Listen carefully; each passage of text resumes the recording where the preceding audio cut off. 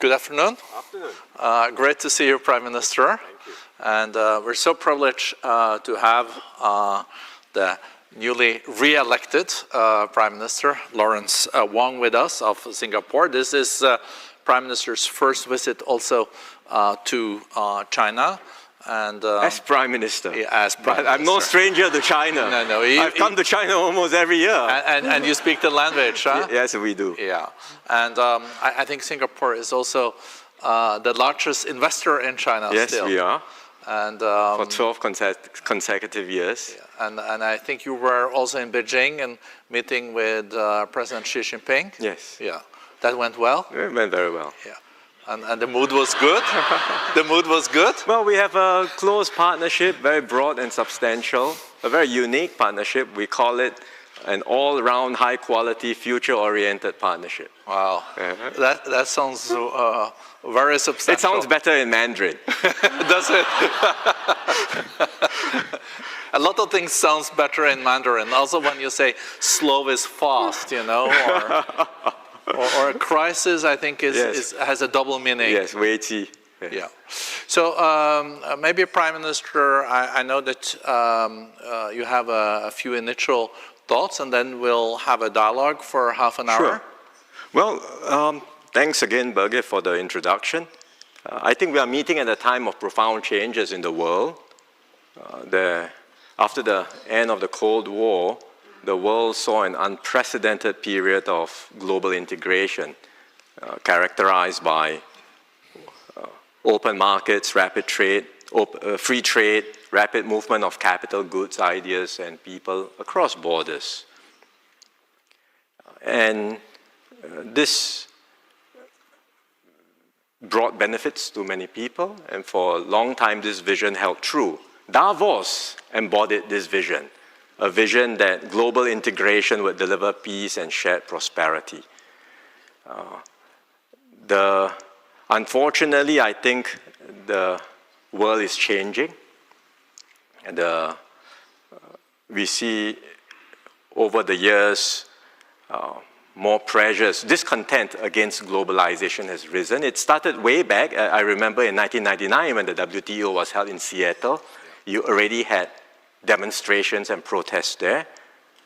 But since then, year after year, you see in advanced economies, cities being destroyed because factories are closed, livelihoods get disrupted, jobs are displaced, and in more recent years, because of COVID and the concerns over supply security, because of conflicts in Europe and the Middle East, now concerns about security have risen, and we are in a very different position today. The global norms, global rules are weakening, global institutions are weakening, and economic nationalism is replacing win-win cooperation. For small countries like Singapore, we are worried because we have limited options, we have limited bargaining power, and we risk being marginalized. But even bigger countries, I think, will have challenges dealing and operating in such a new environment because it will be harder for everyone to deal with common threats, be it pandemics, climate change, or financial shocks. So I think our response has to be collectively to try and still harness forces that will bring people together, promote integration, bring down barriers, and strengthen multilateralism. Multilateralism that is more resilient, more inclusive, and better suited to the realities of our time. So Singapore will do our part in this endeavor, whether it's forging partnerships, updating global rules, or advancing dialogue, working together with partners like the WEF. The efforts may seem small and incremental, but if like-minded countries everywhere were to do our part, then collectively I think we can make a difference. And then step by step, hopefully we can lay the groundwork for a new and more stable global order in time to come. Thank you. I think Prime Minister deserves an applause for that. Picking up on your last point, what kind of order or more stable system could we foresee in the future? I think we had one world order after the Cold War. And that order is not really there anymore, but we don't know what is coming. The Premier lead this morning said we have to avoid the law of the jungle, or the jungle growing back. But how do you see this new system of cooperation? You could see a more multipolar system, but at the same time you see soft power replaced with strong power. You see interest spheres also being developed. So multipolarity is one thing, but aren't we seeing more a system of interest sphere? And that for smaller, medium-sized countries would be quite a challenge. It is going to be a challenge. I think, frankly, no one knows what this new order will look like. It's still very early days. We are in a period of transition and a period of evolution. There will be critics of today's system that say it's good that now the system is changing. But I would also say let's have a care. Let's not be too quick to cheer, because what is the alternative? So we have to think through very carefully how we can evolve a better system. And I'll give you two examples of global institutions that have come under pressure, but over the years have been able to reform and upgrade themselves. First, the IMF. I started work as a young economist in the 90s, so I still remember vividly the 1997 Asian financial crisis. People till today call it the IMF crisis, because the IMF came in with strict austerity, one-size-fits-all measures, and there was a reaction.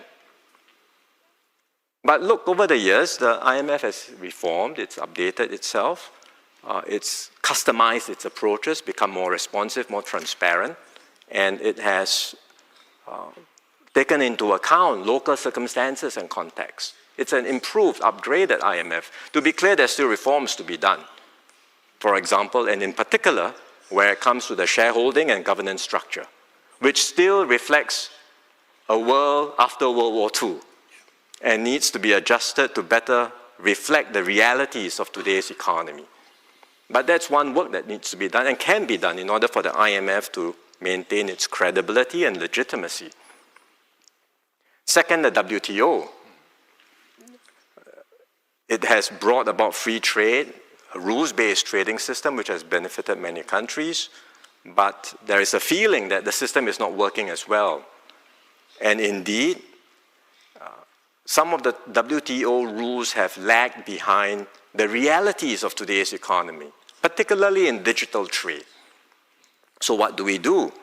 And again, the response is not to jettison the rules, but to think about how it can be improved. And a few countries, like-minded countries, Singapore working with Japan and Australia, we have come together to initiate a joint initiative on e-commerce.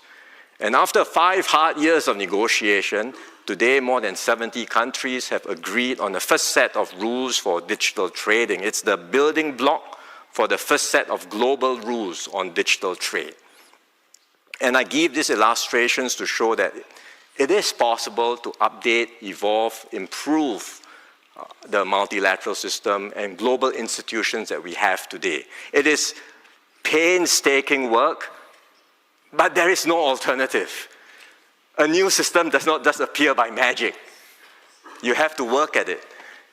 And with creative, pragmatic solutions, bringing along like-minded countries, if we are able to start some of this work, do the building blocks one by one, then in time to come, others that are more ready can join in. So this is what we would call a flexible multilateralism. It's not about ad hoc array of different rules, but starting first, laying the building blocks, and eventually others can join in, and we can steer progress in the right direction. It's very interesting, this notion of flexible multilateralism, because congratulations on getting an agreement around, I think, what they call these plurilaterals on this e-commerce. It means that countries that have common interests come together, and now we have more than 70 of them, and forming like trade rules in e-commerce. That's right. And later on, it can be more and more countries contributing or being part of it, and then it could even turn into something that is multilateral. Yes. But with all these kind of more plurilaterals and also bilateral trade agreements, They get too complicated. and regional ones and all that, don't we end up with a big spaghetti bowl then? Yes, there is that concern. But again, I ask, what is the alternative? Do nothing? It cannot be do nothing and hope that someday along the way something new emerges out of nowhere.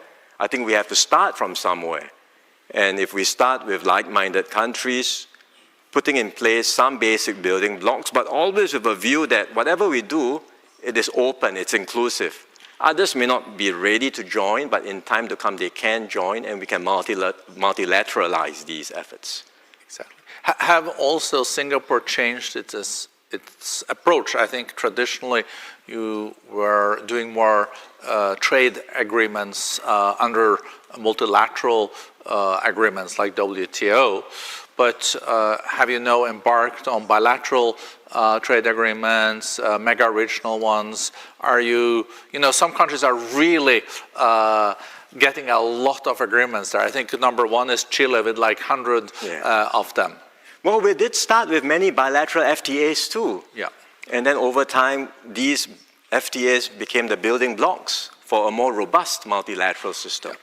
Today, when we look at the situation and some of the rising barriers to trade, again, our response would be to still work at reforming and updating the WTO, but in parallel, we are engaging with like-minded countries to find ways in which we can strengthen our trade and investment links. And we start with the countries nearest to us. Malaysia and Indonesia, for example, we have a special economic zone now with Johor in Malaysia. We are working with Indonesia, where there's a free trade zone in the Riau Islands just next to us.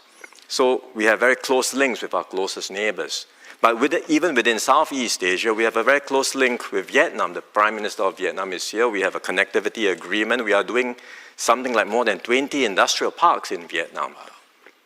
And then for the whole of ASEAN, we are looking at ways to better integrate ASEAN and make us more united, be able to offer a more competitive single market to investors. So that's within ASEAN. But outside of our region, we are also engaging different blocs. We already have very close links with China, Japan, Korea, India in Asia. But we are engaging outside of Asia, for example, with the EU, with the GCC, with Latin America. So we are trying to find ways to strengthen links with like-minded entities everywhere around the world. If you look at global economy, we've seen that the growth this year was expected 3.2, then it was revised to 2.8, yes. now to 2.5. Some have revised it down even to 2.3. Yeah. And WTO said the other day that on goods, they even expect maybe a contraction yes. of 1.5%. So trade used to be the driver of growth. I guess we need to find a different driver of growth moving forward. Could that be the new technologies? Could it replace trade? And how fundamental is the changing also on the trading landscape and the economic landscape? How do we avoid a sluggish growth for a decade to come like in the 70s? I think trade will still exist. There is a move towards security, resilience, greater self-sufficiency, but frankly, no one can be completely self-sufficient. Trade will still be around. Maybe it will not grow as much as it used to, but I believe there will still be trade, but the patterns of trade will change and evolve. Different supply chains, different configurations, and for Singapore, we just want to remain competitive and relevant and stay at the center of these evolving trade links. So trade remains relevant, but changing patterns. Technology will be a new driver, I'm quite sure of that. I think the move towards sustainability will also be another driver. We all want to decarbonize, we want to get to net zero, we will need to harness new sources of clean and renewable power. We need to decarbonize industries. So both technology, new technologies, especially digital technologies and sustainability will power the economy of the future.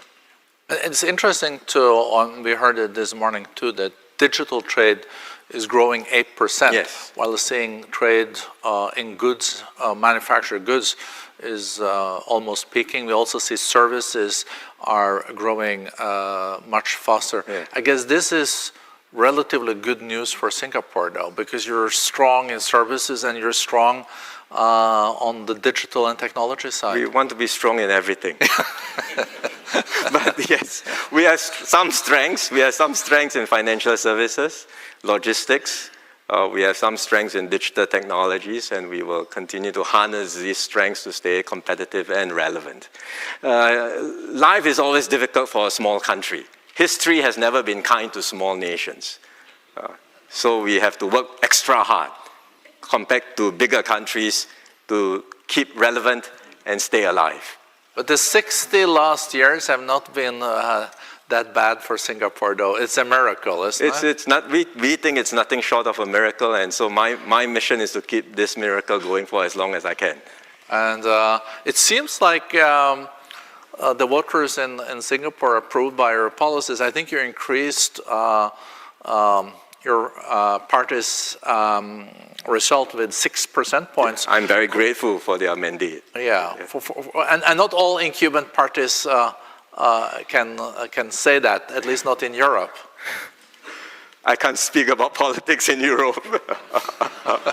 I only care about, well, I can only manage the politics in my country, which is enough for me. And managing politics in Singapore means that you also have to deal with the big players, because you're such an open economy. As I said at the beginning, through Singapore, you are the largest FDI, foreign direct investor, in China, yes, but I guess in many ASEAN countries too. And now you have to maneuver between your special friends in the US, yes, and in China. How do you balance that? Yeah. Well, that's the favorite question that gets asked of Singapore in conferences like this. I'm surprised it took you a while to get to the question. I wanted to warm you up and hope for a different answer, you know? Well, the simple response is we have good relations with both. We have broad and substantial relations with both America and China. And I know everyone monitors and tracks what we say and what we do very closely, trying to parse every hidden meaning behind every word, behind every action, whether we are moving closer to one or the other. But that's not how we look at things. That's not the way we approach it. And because currently we are in China too, so. Yeah, I know. And maybe tomorrow when I'm in America, then they think differently. But our starting point is that we look at things from Singapore's point of view in advancing Singapore's national interest. Our interests are to have close, good relations on substance with both America and China. And we will continue to do whatever we need to do to promote and advance Singapore's interest. It's not about balancing between the two superpowers, but it's about being consistent and principled in advancing and promoting Singapore's interests. And that's what we will continue to do. And I think if we continue to do so in a consistent and principled manner, our partners, whether it's America or China or other countries, will see us more as a reliable and trusted partner that we can work with. I would say also that Singapore's position is not unique. We want to be friends with both America and China and to have good relations with them, cooperate on win-win areas. But it's not just us. All of Southeast Asia would like to do the same. And within ASEAN in particular, no single country in ASEAN may have that same size and scale. But when you add ASEAN up all together collectively, We are not small. We have considerable heft. We are 700 million people, a sizable economy. And ASEAN has the ability to shape its own destiny, to shape its own future. ASEAN was the arena for proxy wars during the Cold War. We don't want that to happen again. So ASEAN's approach is very clear. We reject zero-sum competition. We embrace engagement with not just America and China, but with other major powers. And we want all to be engaged in this region, in Southeast Asia. America is the largest investor still in Southeast Asia. China remains the largest trading partner. We want both to be actively engaged. We want other major powers to be actively engaged. And we want the region to be an open and inclusive arena where people have stakes in the region and we can all work together for shared prosperity. And ASEAN will work towards that objective. But ASEAN is quite a diverse group too. It is. So, hence the work to integrate and to make ASEAN stronger and more united. How is the single market going? Becoming better and better each and every day. With baby steps or big steps? Yeah, we will keep trying. I would say, if you think about it, there is already a very intricate supply chain connecting ASEAN. You can have, for example, cotton from the Philippines being spun in Thailand, dyed, and then stitched together into garments in Vietnam or Indonesia and exported to the world. And shipped out of Singapore? Possibly out of our ports, with HQ in Singapore, with R&D done in Singapore. So it's an entire ASEAN supply chain, which it already exists today, and we are continuing to find ways to bring down barriers. We are largely tariff-free today, but I think the barriers are also in non-tariff areas. And we are trying to find ways to bring down barriers, to integrate our economies, our payment systems, a whole range of things to make ASEAN more competitive and to offer ourselves as that single market to investors. Prime Minister, you said that your role is to advance Singapore's interest and also to be a reliable partner.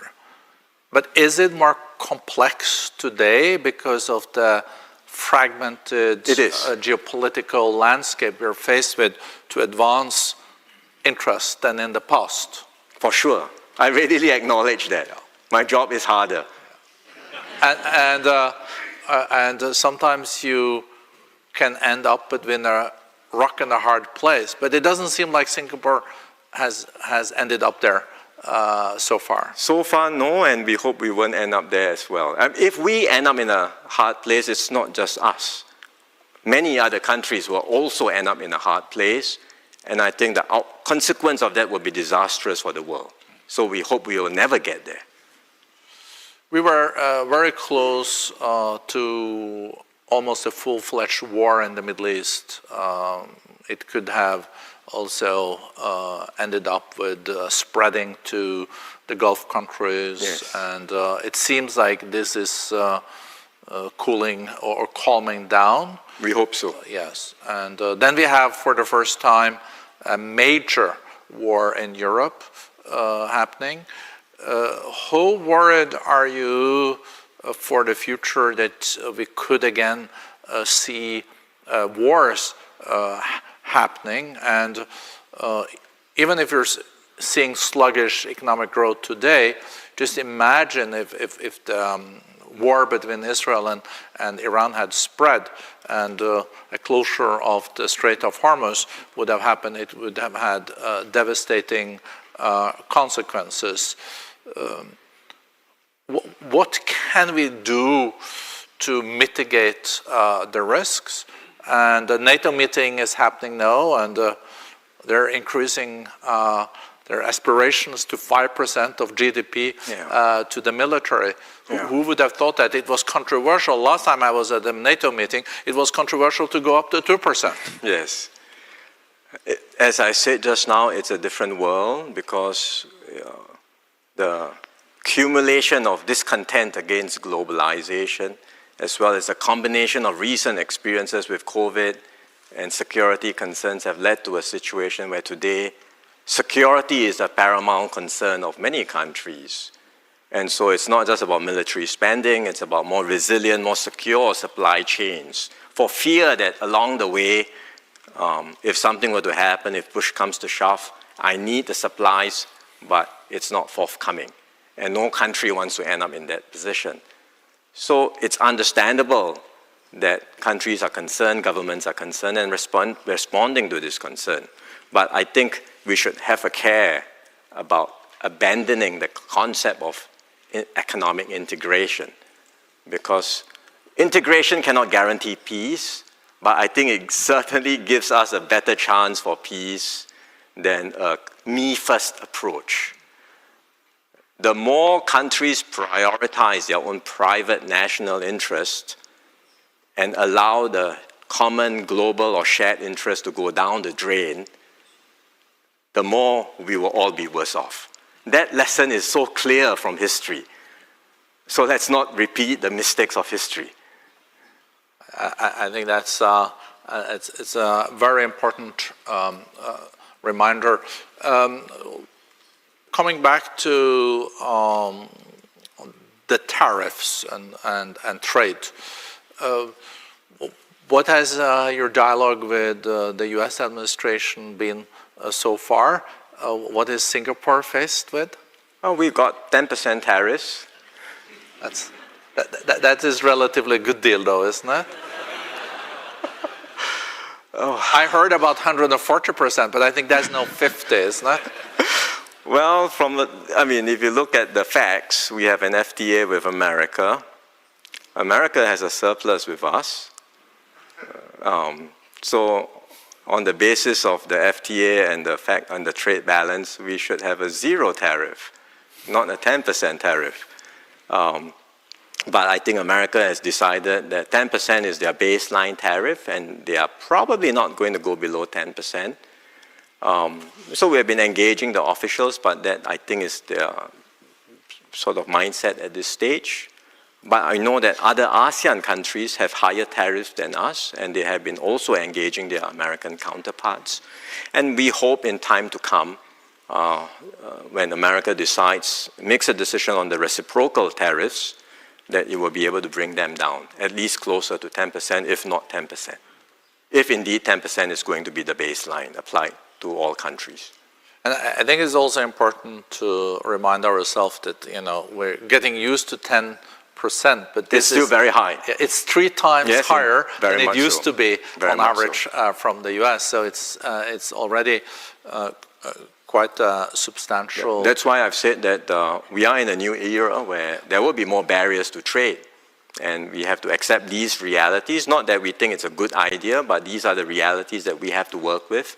And in the meanwhile, countries that would like to promote and advance the agenda for free trade should come together and work in different formats, different platforms, whether regional or plurilateral platforms, to advance the agenda for free trade. And Singapore will be the first to lead the charge on this. Singapore has always been at the forefront also when it comes to technology. Just go to the port of Singapore and it is just mind-boggling what you're faced with.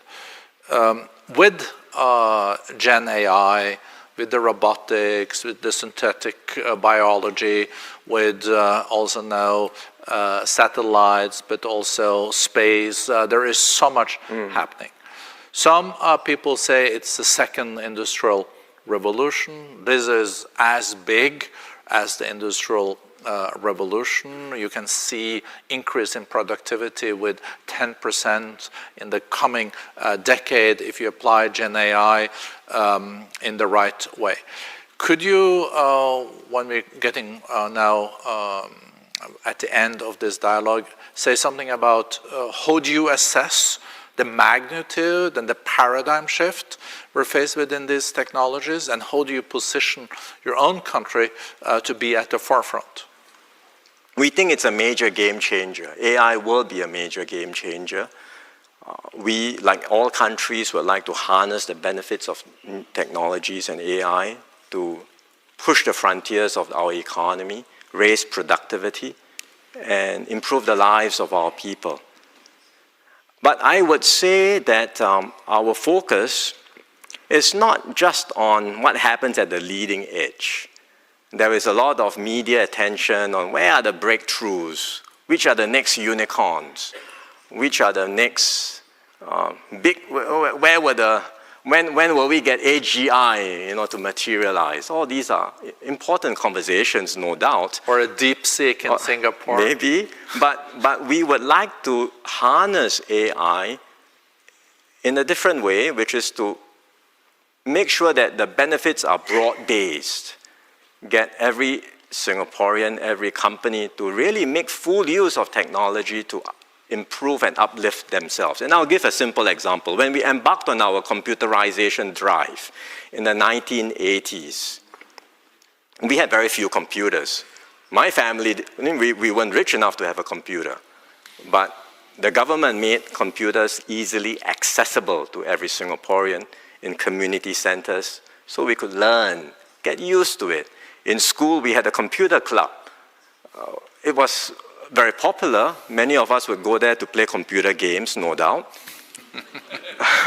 But along the way, we learned, and we got familiar. And it's not just at the top end. Everyone became familiar with computers very quickly, and we could harness computers and new technologies to improve our lives, to be more productive, and to transform society. In the same way with AI, let's not get too obsessed with what's happening at the cutting edge. But how can I, as a government, harness AI effectively to transform my processes in government? How can businesses, big and small, even the small, medium enterprises, make full use of AI to improve their processes, to become more productive? And importantly, how can I get every worker to master AI tools and be familiar with AI tools to be more productive? That's what we are obsessed about. I think that's a great aspiration. It's also about wealth trickling down. Yes. And everyone benefiting from it. And I think that when I followed the election also in Singapore, I think at least my interpretation is one of the reasons why you did so well is we were addressing also practical challenges for the people in Singapore. It has to be.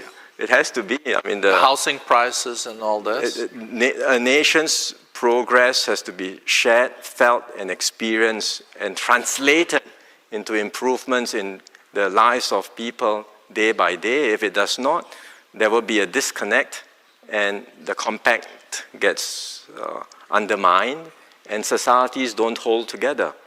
And we don't want that to happen in Singapore. And you saw the primaries in New York, maybe, this morning?